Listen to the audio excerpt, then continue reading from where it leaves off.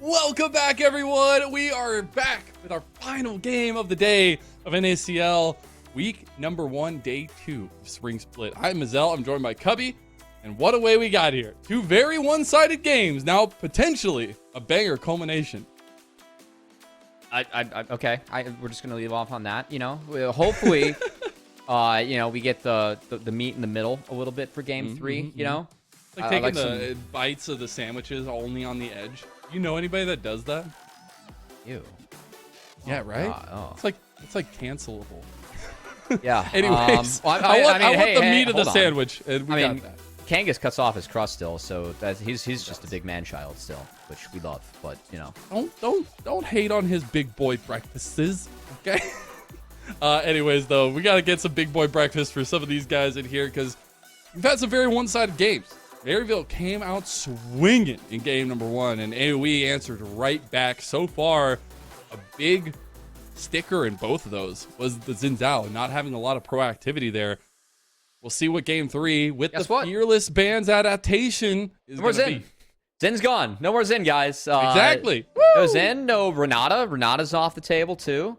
I don't think there's any chance that was played by both teams, but, those are global ban. Unzo. Global ban.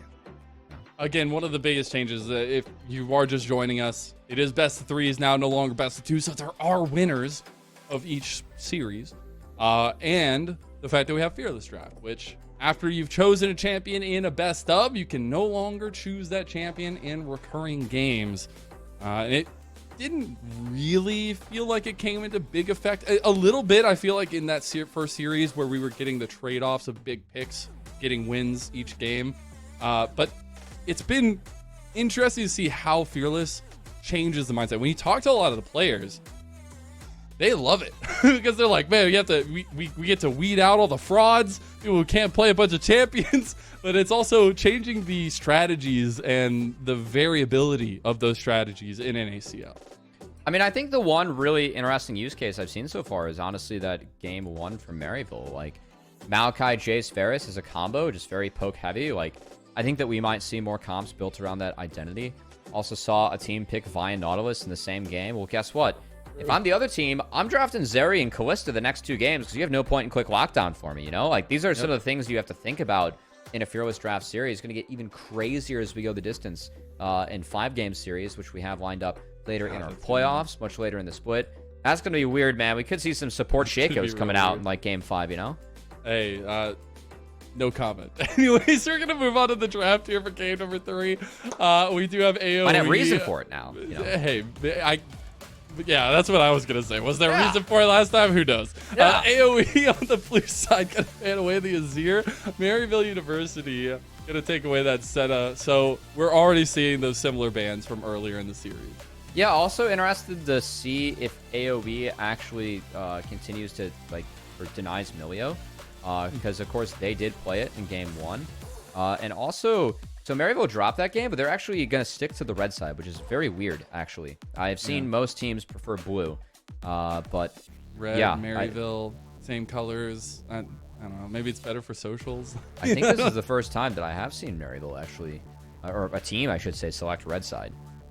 So, yeah, that's very interesting to me. But Varus taken off the table. I do like that ban, of course, for Maryville. They already played it in the series. So, it's a ban that, it doesn't affect you. It's a bigger win when you take away those champs in Fearless. It's also very interesting to me how much bot lane has been banned away in competitive play as a whole, right? Like, usually there's support bans, but man, the amount of ADCs that we're getting banned now just because of the flexibility of the role is so big. The Rakan first pick, this is the first time we're seeing it today. I'm actually really excited for it for Breezy. I'm going to guess it's a Scary Jerry Kalista. I think they're setting it up with a couple of the bans here. Like, no Varus. I could see that. No Ashe. Those are 2 of the better matchups against Kalista. The Lucian fights back. Yeah, I wouldn't be surprised if we see that coming out. So, but if that's the case, I think that Vi is something that you have to be really aware of, along with Poppies. So, curious that actually drops down the totem pole here for Maryville, and they just power pick something like a top side. Rumble is on the table if Niles wants it. It is not on the table for Zamudo. I feel like we're in the need of a Niles Gangplank style moment. Okay, we get the Nico for Spyro. Dude, Nocturne is off the table. Maybe we see a Vi slammed instantly. I don't know. I'm kind of curious. I think the Nautilus is one way to find that point-and-click lockdown. And, you know, you don't I like have the flexibility Vi. of the rel. Instead, going to be a rel being flexed. Yeah. All right. That makes sense. And I think especially after last game, I liked what Maryville were trying. And especially that bot lane, the Jhin Bard. I think it's an interesting duo to have. But now you're getting a lot more stability, a lot of more playmaking ability, at least for the first setup of Maryville. And I really appreciate the rel. I've been surprised we've seen a lack of rel recently, but we finally get it here. And the Lovers duo for the loving bot lane. The duo reunited once again. And here they are on the Xayah Rakan. I mean, that's going to be something that's really interesting with Fearless Draft. Like, taking Xayah Rakan, which isn't, you know, considered a very strong bot lane at the moment in pro play, taking that later in a series is something that I think we're going to see a lot of teams do. It's something that everyone has practiced, something that is strong as a duo at times, especially if you're taking away some of the tier 1 things that beat it right now. Yeah. Not surprised to see that at all. Also, Cassante being locked in for Zamudo. Guess what? Niles can't take that one. It's been banned. Niles also cannot play his Gnar into it, which I know is a matchup that he likes, but interested to see if we see a Gwen grabbed here. Because that would be... Gwen, Olaf, I guess to some extent you can have some variability there, but yeah, I like the Cassante just kind of being left for a game 3 for Zamudo. It's going to be a big pivotal pick. Whoa! This is a pick that has, in solo queue, been an S+ pick since Season 14 came out. I don't know if I've seen it anywhere, at least. Nope. And it is going to be picked up, the Misfortune for Mr. Scary Jerry. And we expect this to be the lethality variety of MF. A lot of damage going to be put in those double ups and those E's. And I got to say, against Xayah specifically, she can ult to get out of the MF ult, of course, go airborne. But the laning phase, pretty difficult for Xayah, as MF... that E slow is significant for a Xayah, and if you land any double ups, of course, kind of tough for Xayah to respond to that poke. So Maryville continuing their very lane-centric focus here that I think that we've seen. Fair to say, say that we've seen that from them all 3 games. Yeah, I think, and it's very obvious. I think that's going to be a pivot point for them for the entire year. So, in all that, I know you highlighted the Xayah a little bit for the matchup in particular. Maybe it's not as good in the 1v1. The fact that you have the Featherstorm to get out of so many of these tools for Maryville, it's nice. gonna be so nice. But you only get one of them, so we'll see how it works out. The second phase of bans, it was very heavily focused towards jungle. We actually got the Lee Sin and the Graves banned by AoE. Then we had the Vi and the J4 banned by Maryville. And we'll see what the counter pick is going to be left to for Maryville, because they still have a lot of options on the board. Yeah, you got to believe this is going to be Niles picking the top side. I don't think we're going to see the Pantheon as much as I'd love to see it. I've been talking with Niles when he was playing CQ. I think the new patch was really good for Pantheon. A lot of good changes, but not going to be the case. Going to be the Poppy. Very powerful into Rakan and Cassante. Also can deal with this Xayah pretty decently well, so that will be in the hands of Yuji in the jungle. That means that rel will be bot, which I think we somewhat expected when this was all locked in Mazel, but of course there is that flexibility to be wary of. And honestly, I would like... Ivern, I'm like kind of 50-50 on, because I feel like Maryville really wants to pop people. But if you survive the burst, Ivern can help with that. A lot of power afterwards, and that will be the pickup for Rosethorn. Wow. So I want to look something up real quick, because if I'm correct, the last time we saw Rosethorn take Ivern, it did not end well. Oh, this guy's going digging. We're on G-Ball right now. It was in the spring. Yeah. It was literally the Team Fish Taco disqualification from the promotion tournament game. Okay. Yeah, 1-7 on the Ivern. So we'll see if the comeback, the offseason, Rosethorn with the big brain pathing. I'm excited. He's got the Syndra in mid lane too to work around. Not as much of those kind of AD focuses, the kind of attack damage focuses. I didn't even think about that. It could be the Poppy top, the rel. That's that flexibility we talked about after the second pick was gone. I'm getting bamboozled up here on the cast. There's still options available. There's still some survivability very well baked into Maryville as well. I think that was one of the big issues from last game. And we do get the Viego ending up locked in for Yuji. So a power pick that he used to dominate games last year. I mean, I think this makes sense to me because I look at Maryville's comp. You have Pop Blossom. You have Misfortune, Bullet Time. You need to make people go pop. And now, if that happens for Maryville, you'll get Viego resets, which can be really good for them later in the fight. Meanwhile, AoE, Hopefully, they can get that bot lane to survive the Xayah Rakan. I think the MF Rel is a double counter. Syndra has a scaling option, of course, with Ivern. They have to survive early, though, and make sure that they are able to not get popped by Maryville with these big engages that they will be throwing at them. If AoE is able to kind of survive the initial onslaught and recover with that Ivern, that's going to be their comfort zone. So where do you think the big focus is starting off for Rose? Oh, I feel like that's who's going to be on the back foot. Is it just like a clear and get to 6 and then start looking? I mean, the thing with Ivern is that, first off, I'm really interested to see how Ivern interacts with Grubs. Yeah, me too. You can't do... like, Grubs are just not an option for you pre-6, right? Like, you need Daisy to take Grubs. So I expect Ivern to go top to bot and then secondary clear. Probably focus on the Dragon, which, again, might be difficult because the bot lane should be winning for MU. So, I don't know. It's interesting. Fearless Draft throws some curveballs. We've had 2 game 3s today to kind of see how it all works out. I think Maryville has a bit of a more cohesive comp identity. But AoE, if they're able to get ahead at all in this game, things get a lot harder for Maryville. And I love the story so far. Yes, they've been one-sided, but we've had a Spyrax absolute monster performance in game number 1.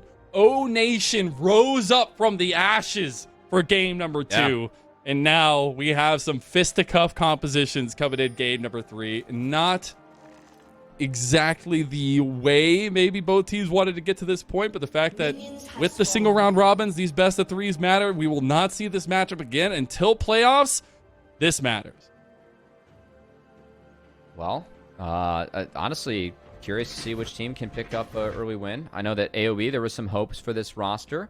I think that they looked okay in game 2. I think that there have been a couple moments where they have looked a little bit not on the same page. I'll give Maryville a little bit more credit there. I feel like even their plays that have resulted in losses have at least, everyone's been kind of one mindset there. Yeah, for sure. One of the big matchups that we've pretty much talked about holistically in these 3 games is this new jungle matchup that we have. You know, UG with Maryville, Rosethorn with AoE. I think a big highlight for UG and something that if you would have watched last split, you would have known. The man has gotten challenger in every major region. The man has also been on our MVP ballot every single season that he has been in the league. And I think talking with him, that is another goal for him this year. He wants to continue that consistency with a new organization in Maryville. I hope so, man. Like, again, UG and Spyrax, these guys have always been a mid-jungle duo that we feel like have really improved since they first hit Challenger. Of course, now going into year 3, new look for them. We'll see if there are ways that they can continue to kind of improve upon themselves and the success that we've seen out of them, as these are players that have promise. But I actually kind of want to focus on the bot lane. I think the bot lane, of course, we are on 14-1. 14-1, the patch has pretty much been dictated by bot lane. And I think the bot lane has kind of decided their first 2 games. In this series, so the first series it was jungle, but a little bit of focus on bot side is going to be loved here. And the fact that both junglers are preemptively pathing that way, we can expect at least UG to try to get some angles down there. All right, so we do have the clear completed from Ivern, 350 or 259, not too bad. Full Rosestone, of course. Ivern does clear a little bit quicker if he is not interrupted. Here. And Spyrax slow, gonna have to be the flash. Hasn't used the tangle yet though, and Spyrax gonna get a little low. It won't go down again. Rosethorn does not have any damage right now, and really neither does Onat. I don't like that. He does have damage though. Yeah, as I say, Rosethorn. He took 1 tower shot too many there, and now this will enable Spyrax and UG to kind of dictate where they want to go on the map. So you can see UG, he wants that top crab to try and protect Niles in the top lane, and they're going to get that. Jerry taking a pretty heavy trade, getting caught up by the grand entrance down there. But yeah, top side focus now for UG with that Scuttle Crab take. Should be a wrap around Scuttle Crab take for Rosethorn on the bottom side of the map too. It looks like UG's fine with just trying to farm up to get there at level 6 mark. And Rosethorn can't deny any more camps on this side. Of course, we did have a matching path instead of mirrored, so UG did go top to bot. And UG gonna have that super clear in the first clear, where he's gonna pick up 2 of his camps that he's gonna rotate out early because of where he started, and feel really good off this first base, which important for MU because UG needs to get active and take advantage of the level 6 and some of the power that MU has with this Wombo combo to get the reset. So UG off to a good start, very good for Maryville. And that's what I want to talk about as well. Is Yeah. like when we're getting to that level 6 mark, it is going to be a big wombo combo setup every time for Maryville University. It's a little bit more scrappy for AoE. And I think they excel in a team fight, especially when Rosethorn can be that supportive nature for Wixie. But in between those moments, I feel like it's a little bit more difficult to execute. Yeah, I think that they're just going to benefit from stacking. Speaking of that, Chain on the Spyrax. Unfortunately, Onat had already used the damage profile, and Rosethorn doesn't add much there. That's okay. Like, I mean, Spyrax getting chunked might be able to help open things up for AoE, but again, like, my concern right now, I want to see Yuji just go straight for grubs. I don't think there's any contest that AoE can have on grubs in the top side, given that you have an Ivern jungle. Rosethorn's going to kind of set up his clear to reverse. It looks like he actually smote the Raptors, and now he'll work his way up top. He needs 6 in order to be able to do the grubs, or needs a lot of help. He doesn't have either from his lanes right now, so I would have loved to see Yuji on grubs right here. Instead, he was going bot to try and protect his bot lane from a dive. There's no game plan, so I still think that grubs are the way for Maryville. Muse bot lane going to be forced to stay down, and Rosethorn just going to go ahead and start the grubbies up. I guess you can kind of do this. I don't know. You It just feels, do it by killing them, right? Like, you just have the shield. It feels so slow, like, for a jungler, and it is a lot of XP. It's not bad for nobody's Rosethorn. I guess contesting, though. the jungle items helping top him off, but Yuji went for it, rotating out his 2 other camps. Now, when he shows here, I think that he'll force Rosethorn. Oh, the ulti came out from Onat. He can't get the kill. The Ares not enough. Rosethorn wants it. Rosethorn gets it. Yuji gets the first blood in the end, though, and that was on Onat. Actually, Rosethorn, he burned his flash. He flashed air there. It still went over to Onat. So I do think that Rosethorn, I mean, obviously now that's spotted, doesn't have top lane priority. Yuji will clean up the other 2 grubs. So they're very curious from Rosethorn to really slow down his own pathing and success to try and deny this from MU. But take another look. That W connects from Onat. That sets this up. He thinks that he has it.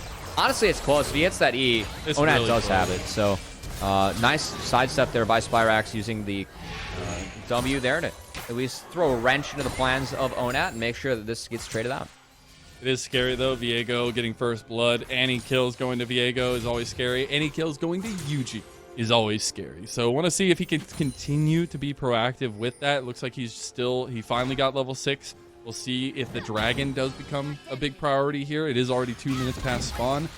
What will become priority are the next grubbies, right? The fact that nobody has gotten to that mark and needs to fight the next one and try to get that extra help, it brings up that question of that viability that we were talking about in an earlier. Yeah, and here I am, concerned that you can't do the grubbies until Daisy spawns. Guess what, Rosethorn, he's got Daisy. He already took a grub, and now he's on the dragon. So Xayah, Rakana are first out of base, and Maryville, they have an idea this is going on, but won't know that it's going on for sure until now. They do spot it out. Yuji's That's already coming. half health. Yuji is coming, but it's going to be gone. As the dragon goes down, it'll be first dragon to AoE. Take the fight.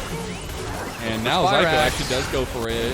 Spyrax on the other side. He has such a good Pop Blossom angle. And now they're locked in here. Spyrax just needs to pull the trigger. And there he goes. 3-man pop-up. And that's the ulti. Make it rain, baby. And there's the wombo combo you were dreaming of, Cubby. Holy shnikes, that's why we picked him up there, man. What a play from Spyrax. Finds the 3-man root on the back half post Pop Blossom, and everyone goes pop to the bullet time for Scary Jerry. That was actually insane. And the fact that the slow starts it off, and yes, they're in a pit, but they still cannot do anything. I mean, I know Zyko gets caught early. I'm actually kind of of his mindset. Like, hey, if we go in there now, I think it's good. But once Spyrax pops the R, he does find 3. Scary Jerry hits 6 off that kill. Levels, skills, 3-man root. God. Everyone goes down. Wow, that's satisfying. Put it on man. the highlight reel. That's satisfying. That was extra dopamine right there. And now you have a 3-0 UG. Meanwhile, Niles, dude, what is up with these top players? We've had so many solo bolos. I mean, it is a respectful bloodbath, It is. Yeah. And it would be the 2 top players I would expect it from, Zamudo and Niles, too. Yeah, usual suspects. It's bloodbath up there. Well played the Zamudo. He actually missed a Q trying to gas the flash at Niles, and Niles still ended up flashing air in the end. So, well done there from Zamudo. to find that one. But at the moment, I think all eyes have to be on Yuji and Spyrax. They have the Viego, they have the Nico. They are the ones that have to dictate the pace of this game on the map, and I want to see more plays coming out of them. Actually the flash and Viz play on Onat, and here comes Yuji. He's got him. Yep. Easy pickings, and 3-1 Spyrax, 3-0 Yuji. I'd say this mid-jungle duo is pretty hot. No flash mid as Syndra. The lanes might be wider, but you can still be punished. Really nice setup there by Spyrax to make sure that things were nice and easy for Yuji, as they are able to cash in on the no flash, and things continue to go in favor of Maryville. Yuji is spotted. Rosethorn should be able to smite this one away. Be A-okay, but the thing is, we do Whoa, have that's an aggressive TP. a TP from Maryville. Holy. That's actually going to bring Niles down Wow. bottom side. They were looking to collapse here, but they actually catch Onat out in transition. He's going to die again. No. He's got flash. Yuji He's got has flash. He's got ulti. flash. He's got flash. Nice. Good escape from Onat. That would have been 2 deaths in like 60 seconds. Meanwhile, Yeah. bot side is the focus for Maryville. So Spyrax held his ult, though. If he is able to make it down to this bot lane, they could do the Pop Blossom Bullet Time combo. That's all really you're looking for, and that's what we set up for the beginning. Like, you land that combo, it is GG lights out, and that's the Featherstorm already used. Wixie's going to also burn the cleanse there. I mean, they get quite a few tools. I gotta say, though, AoE holding on there, I think it's worth it for them, because check top lane. Zimido has already gotten a plate away from the Poppy. So that Niles TP really just turns into pressure and nothing significant. That's going to be helpful for AoE, as Zimido must be a point of strength moving forward in this game. And Niles down 2 levels now. That's not worth it. Yeah, that's not a good situation, I would say. But everywhere else on the map for Maryville is looking pretty good. You did get the Void Grubbies back up. You'd wonder if that's going to take priority now with Yuji up that way already and a reset coming out from Rosethorn, but it doesn't look like that might be the case. Onat trying his best to manage an ice sidestep there. He does have the sword shoes, so max move speed required. And Spyrax actually going to use the rocket belt to escape that DQ. I think the move still here, Spyrax doesn't have flash up. But I think that once Spyrax does have flash up, I mean, I expect Maryville to push really hard on that timer to try and find as much as they can. Because again, Maryville, this is a comp that runs out of gas. MF's going lethality. If you aren't able to wombo combo, you will not get much and not be able to contest with the DPS that Xayah could bring later. And speaking of Xayah, Look, poor little combat. No, Yuji, go away. No. Oh, poor Wixie. Well, Yuji is just taking names at this point on Summoner's Rift. Yes, Rosethorn gets the grubbies, Psycho but even BMing there, man. The little emote spam at the end, he knew. Wow. he knew what was coming. Oh, no, not Breezy. Oh, my God. He's going to flash out. All right, he makes it away. Nice little scat of the week there. Yuji's still looking. The grubs do end up going over to AoE, and they'll come reset back in mid lane. Spyrax thought he was sneaky there as a minion and just lost like half his health to Syndra combo. This is a matchup that does scale for Onat, so it's been a lot of pressure early. That has been put down by MU. That's been very nice. But Onat on Syndra will be able to get into the game in a bit. Just needs a little bit of time. Not going for the tier plus Storm Surge build that I saw at a Showmaker last night, but we'll see what Onat ends up doing. Now, Dragon is started up by AoE. They already have one that should be going over them. So they've done a really good job of taking objectives so far. Maryville not playing around that as much. And they've gotten the grubbies now. They've also gotten double dragon. Yeah. I just want to point out Spyrax's flash. It's almost back up, and I really think that's where they're going to look. If he gets it up in time for this, Psycho just forced him off. That could be enough. Yeah. Psycho's taking a lot of damage, though. But yeah, now Maryville can absolutely contest this. I mean, again, Wixie's down one for wombo combo. That's all you need. Oh, wow, they're going to give. Okay. I think the difference maker was that they actually got Zimido to come back down, so he's going to TP back to try and protect that turret. Now he's getting some decent work done on that one, so we have seen both top laners sacrifice a little bit for themselves to try and help the team. I think that overall, AoE, they got a dragon out of it. MU didn't get much when Niles did go down, but that will even out things a little bit in the top lane to be a little bit less Cassante favored. Still about a 5K lead here, 4K lead for Maryville University. And it does mean that Rift Herald up on the board. Yuji can go put that pressure up towards top side of the map now. Maryville were committing a ton of warding around bottom side. I think that will transition now. And we already see Yuji taking down the Scuttle Crab too. 4K gold lead for Maryville is nice. I will say that AoE getting those dragons, though, denying the stack from Maryville is big, as Spyrex might look to turn. Oh, now playing with him a little bit there. Does end up making it out alive. Spyrex was trying to hold the Tangle Barbs as long as possible. Wasn't quite able to find the combo, but Spyrex still going to be okay. Nico. Man, Flash on Nico is so scary. And really truly is. one of the scariest combos we have in League at the moment. We talked to Toasty earlier. It's like, oh, it's pretty easy. You just ult, flash, rocket belt. Easy.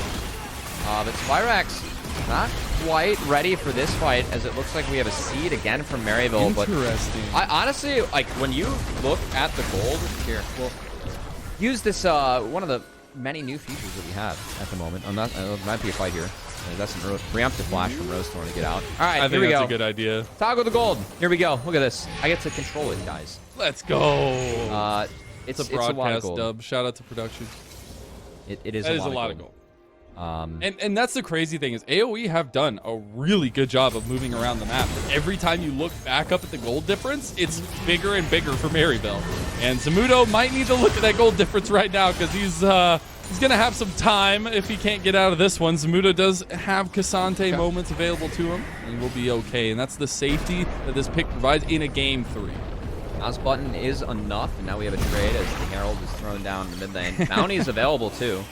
But AoE not able to step up anymore. And look at Wixie. Wixie, you know, he went down twice. MU, you know, that Niles TP, it didn't put him behind in levels. But Wixie still down 2 levels to Scary Jerry right now. That's pretty significant, especially as a marksman. And Wixie, they tried to go for the combo, and now they get comboed right back. A Scatter of the Weak on the backside's pretty big, but Spyrex even bigger, and that's 2 more kills quickly going to Maryville, and it's looking all red as AoE have been chased down in their own jungle, and the souls are forfeit to the Mongolian monster. That wasn't the angle for AoE. We're still in the window where Maryville is strong as heck, and I think Onat might be falling here too. Oh no, it's just dominoes falling and not the good kind. It is Maryville running away with this one now. Yeah, I mean, Maryville, if they keep up at this pace, they could actually kill some of those good dominoes later. As we don't have a pizza sponsor yet, so we can still make that joke. Anyway, starts off. A lot burned on the Zyko, and hey, Wixie's down 2 levels. Zyko instantly turns it. Wixie not able to get that ult off Airborne, the dodge out of the Rel combo, so he falls, and then Spyrex doesn't even have to burn his flash to make this a winning play. I love the fact that he held it. He could have hunted for Onat, but holds it knowing this play was already winning and can use it at a more important fight later in the game. And I'm surprised the AoE were still in that vicinity, right? They just didn't have an angle to get back into base. And it's unfortunate it falls down like this, but it's actually really good heads-up play. That all started because of the roundabout engage in mid lane that ended up leaving Wixie and Breezy out and then snowballing into that chaos. Yeah. Well, speaking of snowballing out of chaos, Marcel, Trinity Force for UG. That's a lot. It's now completed. And I think Maryville can keep the chaos up, you know? It might be looking like a one-sided game 6. I'm sorry. I know you wanted it to be close. I did want it to be close. But for Maryville, right, and UG particularly, it's a game 3. Like, give me the Viego and let me run all over these guys and show what I've got here at Maryville. And he's popping off here. And the story has been so interesting. He's back in collegiate. When he first came from Mongolia, he was in a collegiate roster with Bethany College. And the fact that it's gone full circle and he's still out here smurfing on people is incredible to watch. And I know he's got a good head on his shoulders, and so do all the MU guys. Maybe not UG. Hey, Caster Curse exists, all right? But he's not dead yet. He did get the TPs coming down. Maryville in a very interesting position. Ended up getting Breezy on the back end. UG playing a little bit safe here. Zamudo is pretty big. Keeper's verdict hits onto Wixie. Don't know if they have the chase down here, but they're going to try to. Niles in some trouble. Maryville should just give up the rest of it. Spyrex has Pop Blossom. There he goes, and he's into it. 2-man, and UG is going to get more resets. And here he comes. Zamudo trades, but it's a triple kill for UG. I mean, everything's just set up for the Viego, the 5 pick. You already had the big engage with the Rel, with the Nico. Viego over the top makes it so easy for UG to cash on in as this guy continues to show off his hands at Viego. And damn good is Maryville. They're going to take that dragon, deny the stacking, and even get mid along with it. Damage is permanent in these best of threes. This loss, if it does end up being so for AoE, is permanent in the season. And the fact that MU is showing up like this in a game 3, it feels real good to be a Saints fan. Yeah, I mean, Scary Jerry, I imagine if he held the ultimate for like when, Spyrax has the Pop Blossom too, because that was pretty much dodged out on. And Zamudo, it's a decent find here to make sure that they're at least able to get some. Yeah. They pick off the support, but yeah, I mean, the Poppy ult clears out the Xayah, who wasn't doing a ton in the first place. Zamudo tries to push up, but Spyrax has everything. And Yuji still has ult, so this is a real easy turn for them. He was like debating backing, but he was like, nah, let's kill him. So, actually really clever by Spyrax there, too. That scatter actually will clear Nico from Syndra, or Syndra from Nico range, but because that wall was there with the Mountain Soul, actually didn't. So, the ult still was able to connect, planned out from Spyrax, I'm going to assume. Well done. And now Baron, it's already done. It's already gone. And Scary Jerry on top of it, going to take a chunk out of Rosethorn. There's the double tangle barb. And really, Zamudo just has to watch from the back end as the rest of his team's getting taken out, but he actually found an angle. He got Yuji, and the shutdown goes to Onat. Everybody needs to rise up for the area of effect right now, because it might be the moment. Zamudo, he's locked down and gone. He tried to find the angle, overextended a little bit, and Maryville punished. Niles could hunt. Pop Blossom is still available. I don't think Maryville should push too hard, as they can just reset, rest on their laurels, and get back onto the map with Yuji, who, of course, is really the focus of this comp. And, wow, he actually has an Eclipse to his name, too. Jesus, he is, he went down and still has 300 gold to his name as well, man. Oh, hold on. Okay, we're going to go with Eclipse. He sold it, now it's back. He's got money to play with. So did Maryville win off-season by the Yuji pickup, or what? No, pretty good performance so far, though, from the team. I think the biggest thing is both Maryville, at least strong positions, have come from very calculated drafts. First, it was the range poke. It was that combo. Now it's just the wombo combo from hell. And these kind of things are so important to keep in factored when you're looking at Fearless drafts.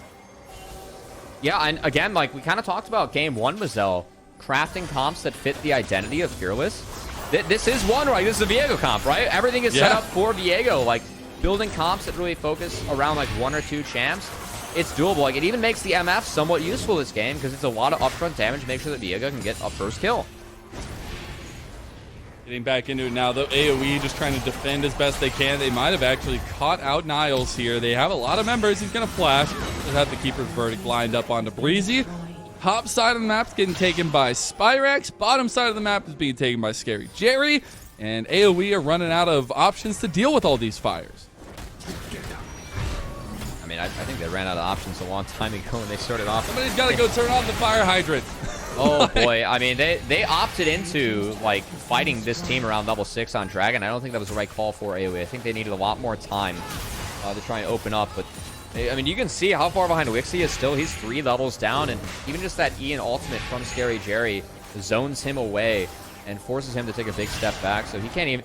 Like, the idea of the MF versus Xayah in this matchup is that you have tools that can make it so that Xayah can never step up. So Xayah is a pretty short-range marksman, right? Like, has tools when people jump on you, but if you're able to utilize that space, you can punish Xayah pretty heavily. And I gotta say, Scary Jerry doing a decent job of that this time around.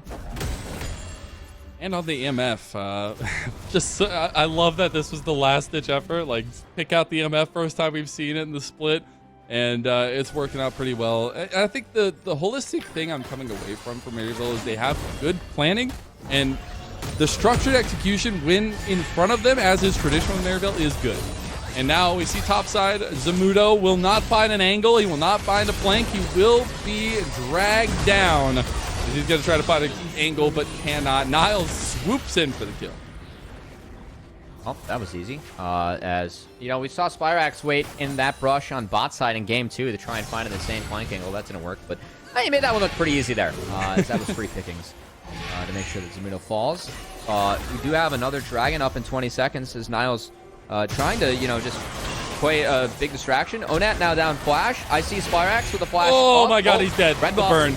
Oh, Yeah. wow. All right. That's unfortunate. Zyko, Oh, big boy. engage, Magic Storm, Look at Spyrax Spyrax. coming around the edge, Pop Blossom, the Feather Storm's gonna be used. Wixie, Oh, Wixie. actually pumping out some damage here. Wixie Breezy making one last stand, but Scary Jerry says no. He's trying to back him off there, ends up taking down Spyrax after everything. And MU play a little bit hard with their hand. Yeah, the Ignite cleans up Spyrax. I mean, MU at this point, they can kind of do what they want as UG finds, or at least gets the flash out of Onat, and you can see all the upfront damage coming out from MF. That first strike helping. I mean, great engage from Zyko. Props to Wixie. It's been a tough game for him, going airborne here at the right time. Him and Breezy able to buy enough space to get the Xayah out. Yep. So, that, I mean, well done. As, what did Spyrax fall to? Oh, no. I thought it was Ignite, not the tower. Nope. I didn't know, we were just going to let that one fall, but yeah. It's Yuji was supposed to tank it too. It's like after He all was. this time. He was. So, And yeah. Niles was there too. Little backstab. Oh, man. Hey, it's all right. Well, It's the little things. But AoE back on that. And that's something I will give AoE. They are still trying to play pretty proactive. And in a game like this where it's looking a little bit doom and gloom, I appreciate that in tier 2. well, they did get the dragon for themselves. I want to see them, I mean, kind of try and be proactive about the Baron. I think that they should more so use Baron as a bait. Because frankly, their jungler is going to be DPSing Baron more than their marksman, given the builds that we have. I love it, Covey, because every time I hear the it's like, show me a color caster that's trying to not say this game is over without telling me it's a color caster. Thank you. You know, you said it. You said it. I had a curse last year. I called so many games over early. I was like, you know what? Maybe I won't call this one over. This one's over. Get us out, Maryville. Come on, play clean. Over. I'm fishing here. And that's, I think, for me, it's always the thing in tier 2 is like, yes, we see blowouts all the time, but it's about honing that advantage and finding ways to close out games. Because especially in season 14, we said sometimes games can end very quickly. Also, sometimes a little bit harder to end those games. So we'll see the push now coming in from Maryville University. They're going to try to get this mid lane set up, but it's truly the Baron that's in their eyes. Yeah, to kind of expand on that, like, you need to find, like, there's more damage. You can find a big fight to end the game, but because Baron's tankier and some other factors in this season, like, it is a little bit tougher to end because this damage amps more. That electric Baron. Do it. I forget what this one is called, but he's the guy that spits out electricity. You can see him chunking even Scary Jerry with him being so far back. So will force Maryville off again. Their comp sucks for taking Baron, if we're going to be honest. But fortunately, they have a split push Poppy in the bot side that just demolished that. I was going to say the Demolish is actually getting so much worth this game. It's nuts. Yeah. It's also like very AP or magic resist. I appreciate it. But I will say I was certain that Maryville were going to be able to do the Baron there. It looks like because of that early chunking and the positioning of AoE, it was a little bit more dicey than they would want it to. And I think that shows some reservation from Yeah, I mean, they do have to be careful. Again, like Syndra later in the game, strong Xayah DPS. You mess up a fight in the Xayah, right? Like, she can put down way more damage DPS-wise than MF once her, E and R are spent in a fight. So, I think that they're MU, like, rightfully taking some care, but I think they might just be waiting for Spyrax to get flashback, because now, Mizel, you can flash Top Blossom. That is true. It is That's re-enabled. it. That's the combo. That's what we want. It was so funny when that was like actually taken out of the game. Oh my goodness. It does make you think though, and now we're making AoE think how they're gonna approach this Baron, because they got a TP from Ronat. Zyko is waiting on the back line. He's just setting up the biggest wombo combo you could ever ask for. It's like, AoE, please, come in and let me show you what I have. And all it is death as Maryville wiped the floor with AoE. I mean, great setup, AoE. They took every bait in the book for that one. I mean, that was... they were walking into the meat grinder, man. And the Scary Jerry and Zyko, they don't let them have it, man. Bot lane synergy, looking good. Maryville, 2 big wins for them to take this 2-1 over AoE. And I got to say, AoE, a roster that had some excitement behind it early in the season. Maryville switching things up last second. These guys having this debut, that's a great sign for a collegiate squad. Yeah, biggest thing is Spyrax looking damn good as always, Yuji looking real good, but the growth, the continuation of growth from Scary Jerry and Zyko is truly the cherry on top of it all for Maryville University. Gotta love the homegrown collegiate talent here, as it's Maryville University cleaning out a 2-1 victory for their first dub in 2024. 12-1-9 on Yuji. That's a hell of a Not bad. game. I'd love He to said he talk- wants to be in the top 5 conversation. Well, it's a pretty good start. I'd love to talk with him afterwards if possible. I don't know who we're going to get for the interview, but hey, for Maryville, props to them, man. I mean, that was the best showing that you can really hope for right off the bat, and kind of curious to see how everything wrapped up. Yeah, it's going to be interesting. I think we have a replay of that last fight, the really big turnaround. Yeah, let's see the satisfying wombo Dude, one more time. Zyko is sitting here just like waiting. I mean, Spyrax, TP's mid. They have like all 3 angles covered, the pincer. And AoE is like, yeah, sure, we'll walk into the pit. What could possibly go wrong? Everything went wrong. And it just shows that playmaking, strategy making, and execution that Maryville seemingly have really taken a step forward in this year, at least in this first best of. And it's against a team, I'm not gonna lie, I thought AoE was gonna take this one. I look at the AoE roster and it's a very strong 5-man. Yeah. But the adaptations for Maryville, that kind of synergy that they seem to build over in that program, looking real good.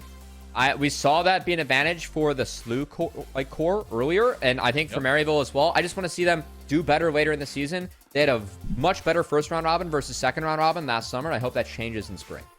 Yeah, we'll see, though. We are going to be talking with Zyko after a short little break, so we'll get to hear a little 2 cents on how that series went. We'll be right back.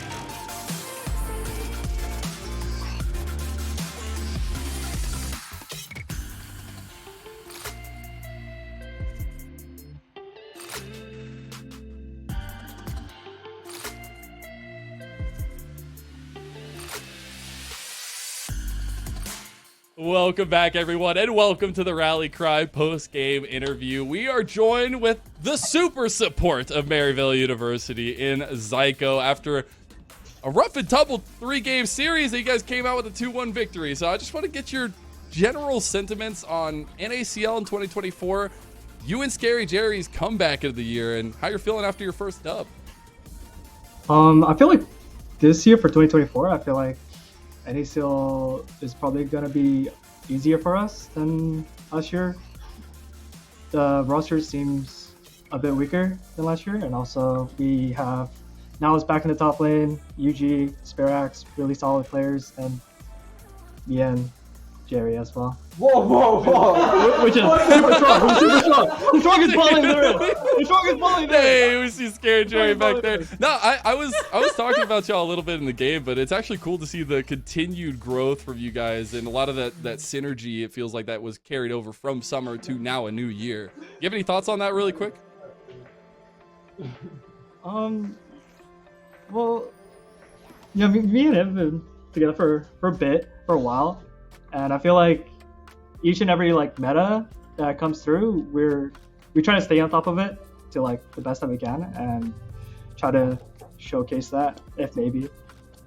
And yeah, it's been great playing with him. Thanks, Ron. I like it. That's good. So, Zyko, you were kind of hinting at the roster being a bit different. This was announced a little bit late in the cycle for Yeah. Challengers League.